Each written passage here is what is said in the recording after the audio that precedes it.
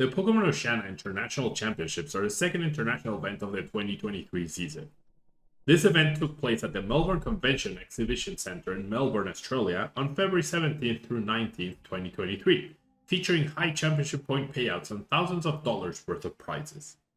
528 Masters players played the event, of which 59 made it through to Day 2 on Saturday, and finally at the end of Championship Sunday, Azul Garcia Griego in the Masters division took home the win with his Lost Box deck, defeating first-year Masters Regan Retzloff and his Lugia VSTAR deck.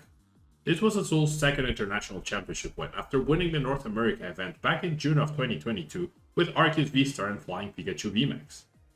The rest of the top 8 decks featured other Lugia VSTAR decks with slight variations, Regigigas, a Mew VMAX deck with a twist, and a different Lost Box variant.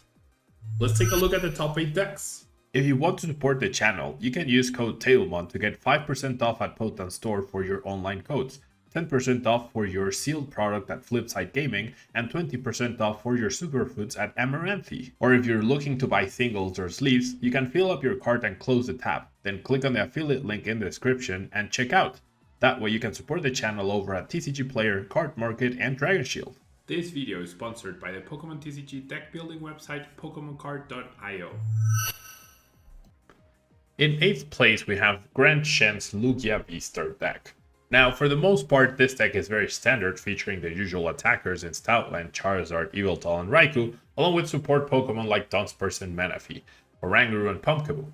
Now, the interesting choices for this deck are definitely the Bird Keeper to help with the usual paralysis counters that Lugia decks can face, along with any control shenanigans that try to trap stuff in the active spot, and a copy of Wash Energy, which provides full protection for Manaphy on the bench, being protected from bench damage and also damage counters that a Pokemon such as Sableye could place onto it to try and knock it out, opening up the possibility for other bench dealing Pokemon to take down Lugia's Pokemon. Now, outside of that, there's only 2 counters to Path to a Peak, which I'm guessing was a little bit problematic throughout the tournament. There's Mew VMAX decks and Regigigas decks playing high amounts of Path to a Peak, which can limit Lugia VSTAR's ability in order to help it set up. But outside of that, we have the pretty standard Lugia looking deck, pretty standard supporters, Pokemon, everything about this screams consistency, and that's usually what you need to get to the top. And Grand Shen has been tearing it up recently, getting top 8 at San Diego, defeating me actually with Arceus Geraldine, and doing really well at Oceania as well. In 7th place, we have Yerco Valencia's Lugia VSTAR deck as well. Same attackers, lack of Dunsparce is one thing to highlight. That's one of the differences from the other lists. We also have a copy of Irida to be able to directly search for either Lost Vacuum, any of the consistency item cards in Quick Ball, Ultra Ball, or Incense, the copy of Choice Belt, and also we have a very unique copy of Escape Rope that's not usually seen in Lugia VSTAR decks, but Yerco was able to play that Escape Rope, I'm sure, to a high degree of success, and was a factor in him making it all the way to the top 8. In 6th place, we have Pedro Torres' Lost Box variant, the other variant that made it to the top along with Azul's deck. Now, this version of Lost Box finally features Crown Zenith cards, Samacenta, and Skyseal Stone, some of the only worthwhile cards from the set. In terms of playability, of course, the art is fantastic, but if you're looking for playable cards, Samacenta and Skyseal Stone were 2 of the 3 really playable ones. And Pedro's deck, very unique in featuring the Skyseal Stone to help it take prizes with Raikou or Drapion, along with potentially Lumineon in a Togekiss KO scenario, but probably didn't come often. We do have the Raihan as well included in the list, which allows the Skyseal Stone to be searched for directly when necessary, especially when combined with Lumineon. Now, the one big thing that I think this deck is lacking is a big counter to Stoutland. Pedro only has one answer to Stoutland, and that is Samacenta. If Pedro is not able to immediately respond to Stoutland B with his Samacenta, then he's definitely in trouble against Lugia decks. And with only one Heavy Ball and only one Samacenta, I definitely am very impressed. Of course, he's a very skilled and very good player, one of the best in the game currently, but I am very surprised that he was able to make it through the Sea of Lugia with a single counter to Stoutland V. Usually decks want at least 2, such as 2 copies of Rayquaza, or in Azul's case, the copy of Dragonite V and Snorlax with Choice Belt. And Pedro does have the Snorlax, but he's not running Choice Belt. So very interesting choices. I do love the 4 Escape Rope. I'm a big fan, of course, having played that myself in my Rayquaza deck. And overall, this deck is, of course, very consistent, especially with Illuminion helping out. Although with only 2 Quick Balls, it's less likely to be able to be found when you need it. But still, very cool deck. I'm just a little bit sketched out by the high single copies of the main attackers, such as Sableye, Snorlax, Zamazenta, Raikou, and Drapion. That just screams pricing issues and also awkward flower selectings. But clearly it worked for Pedro and allowed him to make it all the way to the top 8. In 5th place, we have Raz Wolpe with the very trusty Lugia VSTAR. Once again, very standard looking list overall. No Dunsparce is the highlight of this list. No weakness protection for his Lugia, his Arceus, and his Stoutland, and I guess Oranguru. Lack of Serena as well, something very important to note. And also the 3 copies of Marnies, we start to see the deviation from 2. If I were playing out of Shen, I would always expect players to have only 2 copies. If I saw 2 of them in the discard, I'll be playing very confidently that they didn't have access to a 3rd.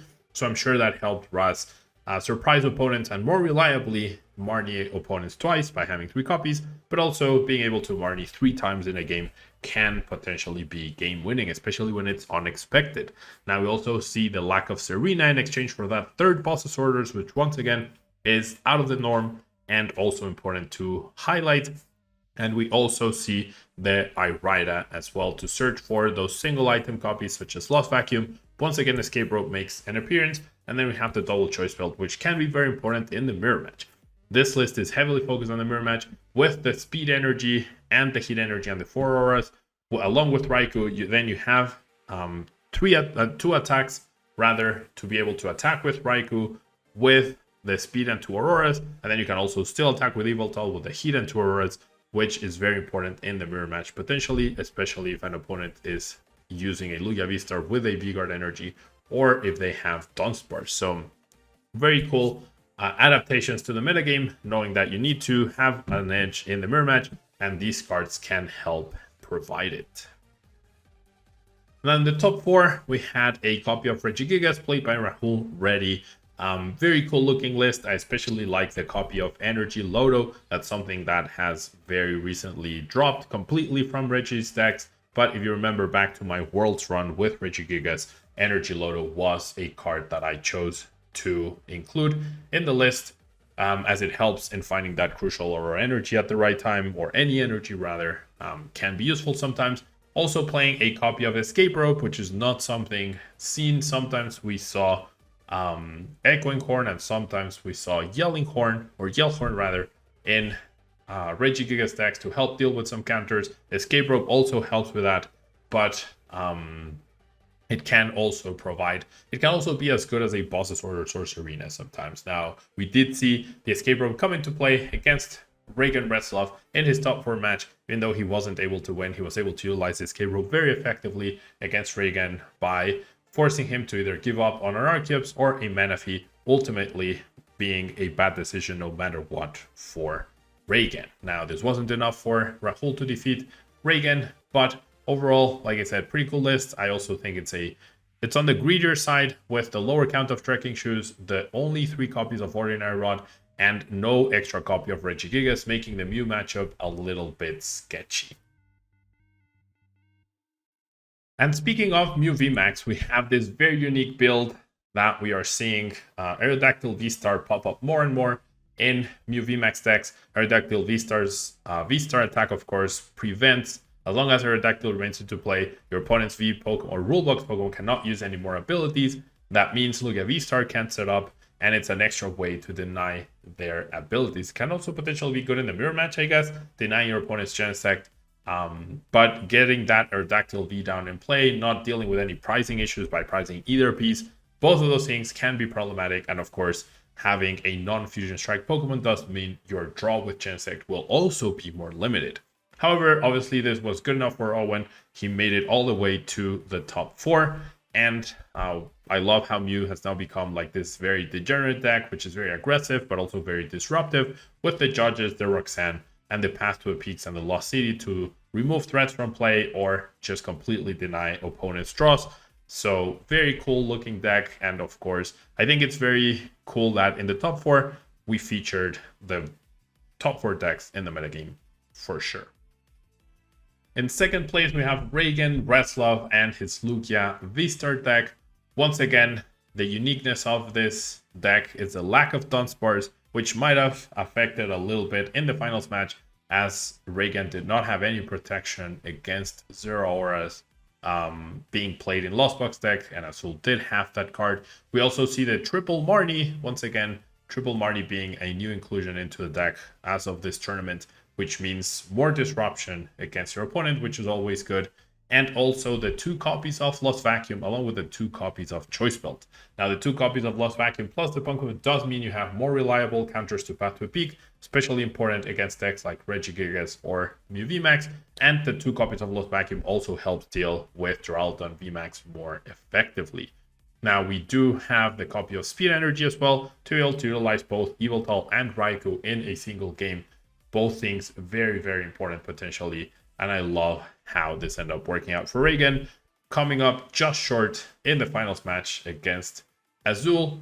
The Birdkeeper, another unique inclusion, but overall, of course, Lugia decks are basically being anywhere between 4 to 5 cards from each other. The rest of the deck is as standard as can be and as reliable as can be.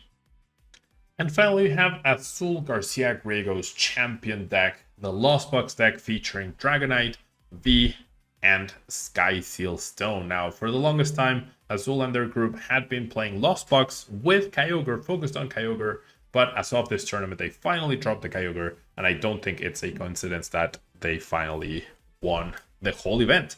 Kyogre is, of course, a very, very powerful and good card, but it's best when it's least expected. The fact that they've had success with it overall, the fact that Kyogre is something that you'd expect in Lost Box decks, and the fact that you can bench a Manaphy, a World-Time Manaphy, and completely remove the threat of Kyogre for at least a turn can be very problematic for the deck, and especially if Lugia players are now playing Wash Energy some of the time, meaning their Manaphy is also protected from Sableye, and they had no way to gust it up, then that meant they were always going to lose against Lugia. So now that the Lugia players adapted to Kyogre now, and even Mew VMAX sometimes start playing Manaphy in some crazy situations, now we are seeing Lost Box adapt to the fact that, okay, if you're going to have a basically immune Manaphy, then I'm not even going to bother with any bench damage. I'm just going to go all out aggressive against the active with Cramorant and Snorlax and Zeraora and Dragonite V. And I'm going to try and take an extra prize whilst I'm there